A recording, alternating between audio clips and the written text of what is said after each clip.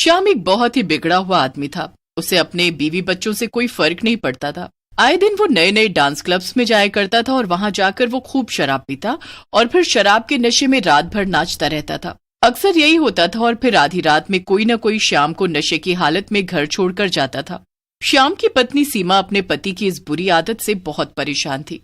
हे भगवान, मैं भी किस घर में आकर फंस गई? क्यों की मैंने इस आदमी से शादी? मेरी तो किस्मत ही फूट गई। सीमा को हर पल यही फिक्र सताती थी कि अगर ऐसा ही चलता रहा तो उसके बच्चों के भविष्य का क्या होगा। एक दिन सुबह सुबह सीमा अपने दोनों बच्चों को तैयार करके स्कूल भेज देती है। फिर वो श्याम के कमरे में आकर उसे जगाने की कोशिश करने लगती है। उठिए, ए जी, मैंने कहा उठिए। कब तक ऐसे ही सोते रहेंगे? पिछले काम से तो तुम्हें निकाल दिया गया, अब नया काम ढूंढना है कि नहीं? अरे ऐसे तो हम सड़क पर आ जाएंगे। श्याम नींद में था, पर जब वो सीमा की बात सुनता है तो वो उससे गुस्से से कहता है, अरे चुप हो जा, क्या हर वक्त मुझे नौकरी का ताना देती रहती है? अभी उठ रहा हूँ, फिर मैं जाऊंगा नौकरी ढूंढने और मुझे मिल भी जाएगी नौकरी, समझी? सीमा गुस्से से वहां से चली जाती है और श्याम भी चाय नाश्ता कर नौकरी ढूंढने निकल जाता है। वो अपने एक दोस्त रामू को बुलाता है। रामू फोन पर श्याम की बात सुनता है और फिर उसके पास आ जाता है। असल में रामू भी श्याम की तरह ही एक नंबर का शराबी और बिगड़ा हुआ आदमी था। यहाँ तक कि श्याम को भी सारे गलत रास्ते रामू ने ही दिखाए थे। हाँ, अब बोल मेरे दोस्त, क्या बात है? क्यों बुलाया तूने मुझे? क्या बताऊं यार, मुझे नौकरी ढूंढनी है, वरना मेरी पत्नी मुझे जरूर घर से निकाल देगी। घर चलाने के लिए नौकरी तो ढूंढनी ही पड़ेगी ना। अच्छा, तो ये बात है। ठीक है, फिर चल, साथ में हम दोनों काम ढूंढते हैं, कुछ ना कुछ तो मिल ही जाएगा। श्याम और रामू मिलकर काम ढूंढने लगते हैं, पर आधी रात तक बीत जाती है, पर उन्हें किसी भी जगह नौकरी नहीं मिलती।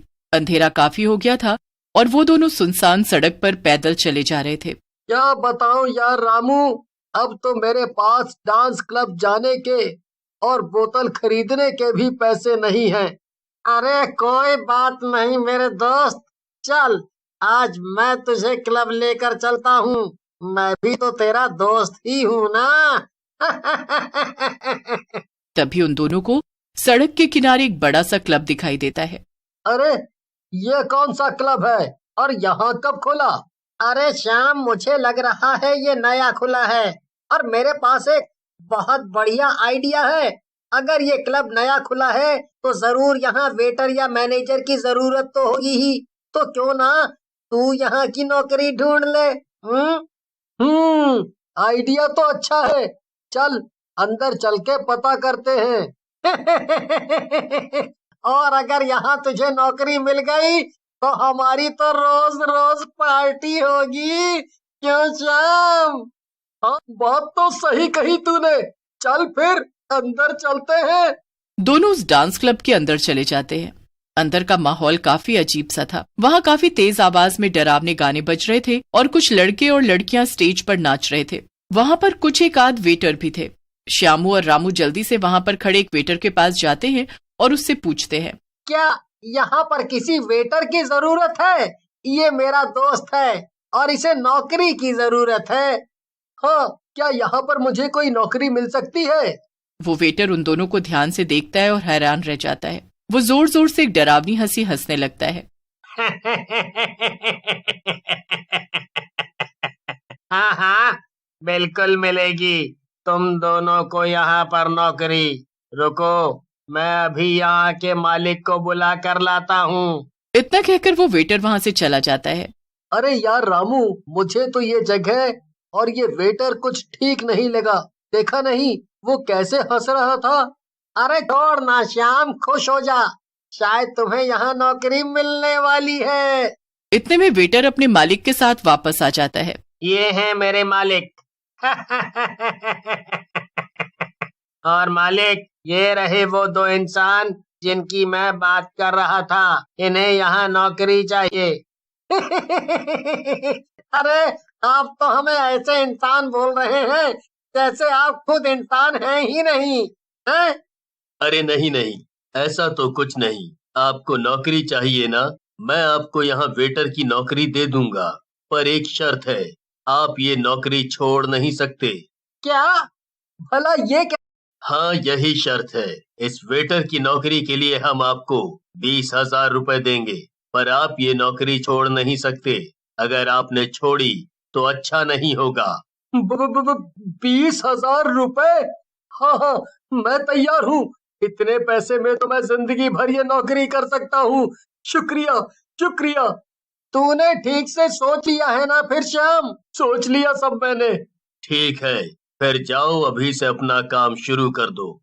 श्याम काम करने में लग जाता है और रामू क्लब से चला जाता है। अब बस श्याम के साथ वो वेटर ही खड़ा था।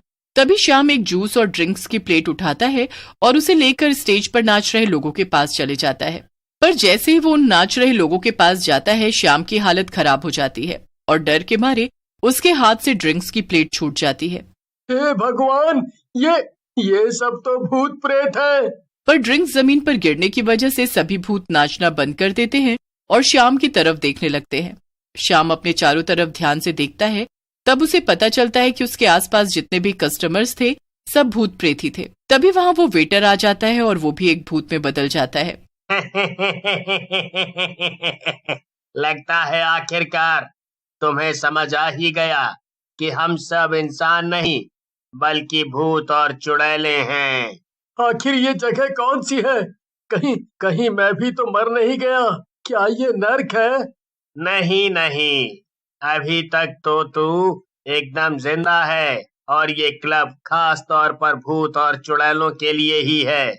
यहाँ कोई भी जिंदा नहीं और अब तुझे यहाँ पर नौकरी करनी ही पड़ेगी। यहाँ आने वाले भूतों और चुड़ैलों की सेवा करनी पड़ेगी। अगर तूने ये नौकरी छोड़ी तो तुम्हें अपनी जान से हाथ भी धोना पड़ सकता है। क्या? पर मैं ये कैसे कर सकता हूँ? तो तुम एक इंसान हो। चलो जल्दी से मुझे एक ड्रिंक ला कर दो। भूत की डरावनी आवाज सुनकर श्याम जल्दी से उठता है और उसे एक ड्रिंक लाकर देता है। तभी एक चुड़ैल श्याम से कहती है, चल अब जल्दी से हम सबको नाच कर दिखा। हम सब भी एक इंसान को नाचते हुए देखना चाहते हैं। श्याम मन ही मन बड़बड़ाता है, अरे रामू, ये तू मुझे फंसा कर कहाँ चला गया यार? पर जब चुड़ैल श्याम को गुस्से से देखती है तो वो डर के मारे नाचना शुरू कर देता है। अच्छा बस बस, ये नाच गाना तो बहुत हो गया। अब जाओ और मेरी फ्रेंड्स के लिए भी कुछ ड्रिंक्स लेकर आओ। श्याम चुपचाप वहां से ड्रिंक्स लेने के लिए चला जाता है। उधर रामू सीमा को जाकर सब बता देता है कि श्याम को एक डांस क्लब में वेटर की नौकरी मिल गई है। ये सुनकर सीमा को बहुत गुस्सा आता है। अरे इनको भी एक यही जगह मिली थी नौकरी करने के लिए। नहीं, मुझे कुछ ठीक नहीं लग रहा। इतनी रात गई शुरू हो गई नौकरी। जरूर ये आदमी वहां भी बैठकर पी रहा होगा। मैं ही उन्हें घर लाऊंगी अब। रामू भैया, कहाँ है ये क्लब? रामू सीमा को डांस क्लब का रास्ता बता देता है और सीमा श्याम को ढूंढकर वापस लाने के लिए चल देती है। सीमा रामू की बताई जगह पर तो पहुंच जाती है पर उसे कोई क्लब दिखाई नहीं देता। अरे यहाँ तो कोई भी क्लब नहीं, पर जगह तो यही बताई थी रामू भैया ने। तभी सीमा को थोड़ी दूर पर एक चुड़ैल दिखाई देती है। हे भगवान, ये तो चुड़ैल है, कहीं ये मुझे देख न ले। पर चुड़ैल सीमा की तरफ नहीं देखती। वो चुड़ैल सड़क के किनारे पर जाती है और अचानक से वहां एक क्लब आ जाता है। ये वही क्लब था जिसके अंदर श्याम फंसा हुआ था। अरे ये क्या, अभी तक तो ये क्लब यहाँ नहीं था, ये सब कैसे हुआ? और ये चुड़ैल, ये तो अंदर ही जा रही है। इससे पहले कि क्लब फिर से गायब हो जाता, सीमा भी चुपके से क्लब के अंदर चली जाती है और एक टेबल के पीछे छुपकर सब देखने लगती है। तभी उसे श्याम दिखाई देता है जो कि भूतों को ड्रिंक सर्व कर रहा था। हे भगवान, इस आदमी को और कोई काम नहीं मिला क्या जो ये यहाँ आकर भूतों का वेटर बन गया, वो भी इस भूतिया क्लब में? क्या करूं मैं इनका? सीमा भूतों से छिपते छिपाते श्याम के पास जाती है। श्याम सीमा को वहां देखकर चौंक जाता है। अरे मैं तुम्हें यहाँ से निकालने ही आई हूँ। आखिर जरूरत क्या थी यहाँ आने की? बस एक यही क्लब मिला था तुम्हें नौकरी ढूंढने के लिए। रुको, हम यहाँ से ऐसे नहीं निकल सकते। तुम एक काम करो, उन भूतों को ड्रिंक सर्व करते रहो। जब कुछ भूत यहाँ से बाहर निकलेंगे तब वो दरवाजा खुलेगा और तब मैं तुम्हें इशारा करूंगी। तुम सब कुछ छोड़कर बस तेजी से भागना और हम यहाँ से निकल जाएंगे। सीमा फिर से जाकर एक टेबल के पीछे छुप जाती है और भूतों के बाहर निकलने का इंतजार करने लगती है। तभी दो भूत बाहर निकलते हैं और गेट खुल जाता है। सीमा श्याम को इशारा करके बुलाती है। श्याम भी तेजी से दौड़ा और सीमा श्याम साथ में दौड़कर वहां से बाहर निकल जाते हैं। उनके बाहर निकलते ही डांस क्लब फिर से गायब हो जाता है। इस तरह सीमा श्याम को बचा लेती है और श्याम को एक अच्छा सबक भी मिलता है। वो पीना छोड़ देता है और एक ढंग की नौकरी भी ढूंढ लेता है।